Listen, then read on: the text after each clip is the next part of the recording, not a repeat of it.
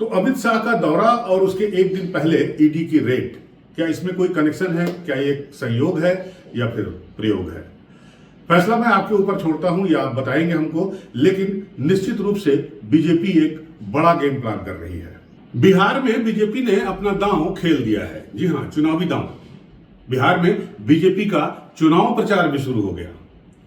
जी हां दोस्तों, हम बात कर रहे हैं बिहार विधानसभा चुनाव 2020 की, जिसके सिलसिले में देश के गृह मंत्री अमित शाह आज पटना में हैं। पटना में शाम को वो बीजेपी कार्यकर्ताओं के साथ एक मीटिंग करेंगे। ये मीटिंग चुनावी होगी और उसके साथ साथ यहां पर वो एनडीए के दूसरे नेताओं से भी मुलाकात करेंगे। कल सहकारिता का एक कार्यक्रम है, उसमें वो शामिल होंगे, जहां पर लगभग 900 करोड़ रुपए की योजनाओं का शिलान्यास और उद्घाटन करेंगे और उसके बाद लालू के गढ़ गोपालगंज में एक चुनावी रैली को संबोधित करेंगे। तो दोस्तों, हमारा ये वीडियो आज इसी पर है, अमित शाह के बिहार चुनाव को लेकर है और बीजेपी ने जो दांव बिहार में खेलना शुरू किया है उसमें नीतीश कुमार कितने प्रासंगिक रहेंगे नहीं रहेंगे, इस पर हम चर्चा करेंगे। आप बने रहिए इस वीडियो के अंत तक।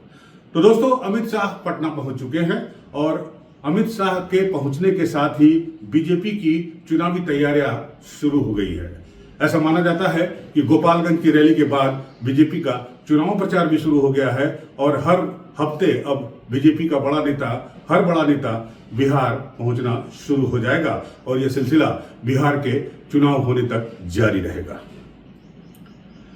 तो दोस्तों, बिहार में पिछले अगर 48 घंटों की बात करें तो दो बड़े डेवलपमेंट हुए हैं। एक तो अमित शाह का दौरा और दूसरा कि तारणी दास, जो कि भवन निर्माण विभाग के मुख्य अभियंता हैं, उनके ऊपर ईडी की रेड। गौरतलब है कि ये ईडी की रेड अमित शाह के दौरे के ठीक एक दिन पहले हुई है। जी हां, पटना में अनीसाबाद स्थित उनके आवास पर ईडी की रेड जारी है। इसके साथ ही साथ कई और अधिकारियों के घरों पर ईडी की रेड चल रही है और बताया जाता है कि तारणी दास के घर पर ईडी की रेड में करोड़ों के रुपए मिले हैं, जिनको गिनने के लिए मशीनें मंगाई गई हैं। क्या है इसका कनेक्शन इस चुनाव से? क्या है इसका कनेक्शन नीतीश कुमार से? और क्या ये असर डालेगा नीतीश कुमार के चुनावी प्रचार पर या बीजेपी इसका फायदा उठाने की कोशिश करेगी? इस पर हम चर्चा करेंगे। आप बने रहिए हमारे साथ। तो दोस्तों, ये जो दो बड़ी घटनाएं हो रही हैं या हुई हैं, जिसमें अमित शाह का दौरा और ईडी की रेड तारणी दास के घर पे शामिल है, ये एक महत्वपूर्ण बदलाव माना जा रहा है, एक महत्वपूर्ण संकेत माना जा रहा है। जी हाँ, आपको बता दें कि तारणी दास के घर पर जो छापा पड़ा है ईडी का, वो आईएएस अफसर 1997 के बैच के आईएएस अफसर जो बिहार में कई जिलों में डीएम रह चुके हैं और अच्छे विभाग में भी रह चुके हैं, उनके घर ईडी का मनी लॉन्ड्रिंग के सिलसिले में छापा पड़ा था पिछले दिसंबर में और उसी सिलसिले में बताया जा रहा है कि ये रेड डाली गई है। खास बात यह है कि संजीव हंस को नीतीश कुमार का करीबी माना जाता था। तो अमित शाह का दौरा और उसके एक दिन पहले ईडी की रेड, क्या इसमें कोई कनेक्शन है? क्या ये संयोग है या फिर प्रयोग है? फैसला मैं आपके ऊपर छोड़ता हूं या आप बताएंगे हमको, लेकिन निश्चित रूप से बीजेपी एक बड़ा गेम प्लान कर रही है। वो गेम प्लान क्या होगा, इसके बारे में चर्चा करते हैं और आपको ये भी बताते हैं कि आखिर नीतीश को लेकर तमाम तरह की अटकलें क्यों चल रही हैं। आप ये वीडियो देखिए। इस वीडियो में आप देख रहे होंगे कि किस तरह से सीएम नीतीश कुमार हाथ जोड़े हैं और हाथ उनका नीचे नहीं जा रहा है और डिप्टी सीएम सम्राट चौधरी उनका हाथ नीचे कर रहे हैं। आरजेडी पिछले कई दिनों से नीतीश कुमार पर हमलावर है। उसका कहना है कि नीतीश कुमार का स्वास्थ्य ठीक नहीं है, चाहे वो मानसिक है या फिर शारीरिक है।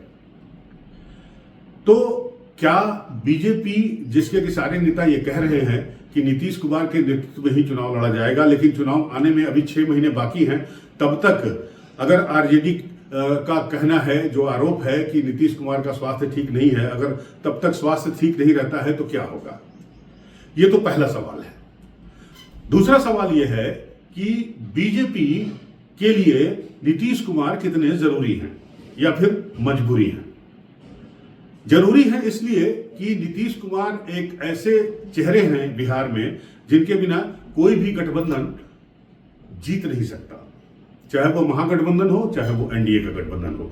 और जेडीयू जिसके जिसके साथ रही उसको फायदा हुआ है। आप देख लीजिए 2010 का विधानसभा चुनाव, जब जेडीयू बीजेपी के साथ लड़ी थी तब बीजेपी को फायदा हुआ था। 115 सीटें मिली थी जेडीयू को और तकरीबन 45 सीटें जो है वो बीजेपी को मिली थी। इसके अलावा 2015 का चुनाव देखिए, जब वो आरजेडी के साथ चले गए तो बम बम हो गए। जी हां, आपने देखा होगा कि किस तरह से प्रचंड बहुमत की एक सरकार बनी बिहार में 2015 में, एक बेमेल सरकार जो बाद में टूट गई। एक बार टूटी, दो बार टूटी, आना जाना लगा रहा, खैर वो दूसरी बात है। लेकिन इतना तय है कि जेडीयू जिसके तरफ होगा उस गठबंधन को चुनाव में फायदा होगा। यहां तक कि 2015 के चुनाव में कांग्रेस जो कि मृतप्राय थी या मृतप्राय है बिहार में, उसे भी तकरीबन 21 सीटें मिल गई। बीजेपी को 75 सीटों पर संतोष करना पड़ा था, 74 सीटों को संतोष करना पड़ा था, 75 सीटें आरजेडी के खाते में आई थी। तो जो अनुमान लगाया जा रहा है वो ये लगाया जा रहा है कि बीजेपी इस बार वेट एंड वॉच की स्थिति में है नीतीश कुमार को लेकर। पहले वो जो स्वास्थ्य के बारे में उनके अटकलें चल रही हैं या जो खबरें फैलाई जा रही हैं या फैल रही हैं, उसको लेकर उसकी सतर्क निगाहें नीतीश कुमार पर बनी हुई हैं, क्योंकि नीतीश कुमार को छेड़ने का मतलब सेल्फ गोल करना होगा और बीजेपी ये कतई नहीं करना चाहेगी, क्योंकि उत्तर भारत में हिंदी भाषी राज्यों में एक बिहार ही ऐसा स्टेट है जहां पर बीजेपी आज तक अपने बूते पर सरकार नहीं बना पाई है। उसको यह भी मालूम है कि इस बार भी वो अपने बूते पर सरकार नहीं बना सकती जब तक कि उसे जेडीयू यानी नीतीश कुमार का साथ ना हो। तो मुझे नहीं लगता कि नीतीश कुमार को चुनाव तक वो बीजेपी छेड़ेगी। लेकिन एक जो संकेत मिल रहे हैं, जो सूत्रों से खबरें आ रही हैं, वो खबर ये है कि बीजेपी इस बार ज्यादा सीटों पर चुनाव लड़ेगी। 2010 का फार्मूला अपनाया जाएगा और 2010 में जिस तरह से जेडीयू 115 सीटों जो 141 सीटों पर चुनाव लड़ी थी उसे 115 सीटें हासिल हुई थी, उसी फार्मूले पर बीजेपी इस बार काम कर सकती है और संभवतः अमित शाह इसी फार्मूले पर डिस्कशन करने के लिए पटना में मौजूद है। इस बार बीजेपी चाहेगी कि वो तकरीबन 150 के आसपास या 140 प्लस सीटों पर चुनाव लड़े और उसकी जो सीटें हैं वो 100 प्लस आए, ताकि इन केस अगर कोई गड़बड़ी होती है, कोई दिक्कत होती है, तो सरकार बनाने में या चलाने में उसे ज्यादा मशक्कत ना करनी पड़े। अगर नीतीश कुमार के साथ फिर से कोई मनमुटाव या आया राम गया राम होता है तो जो अनुमान लगाया जा रहा है, जो सूत्र बता रहे हैं, वो उसके मुताबिक स्ट्रेटजी यही है बीजेपी की।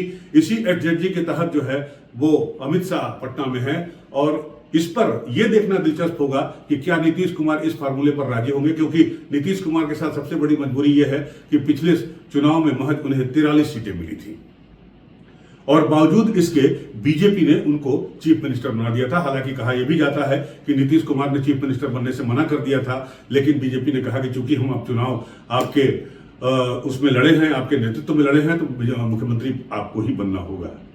तो बीजेपी इस त्याग को भी बताएगी और याद दिलाएगी।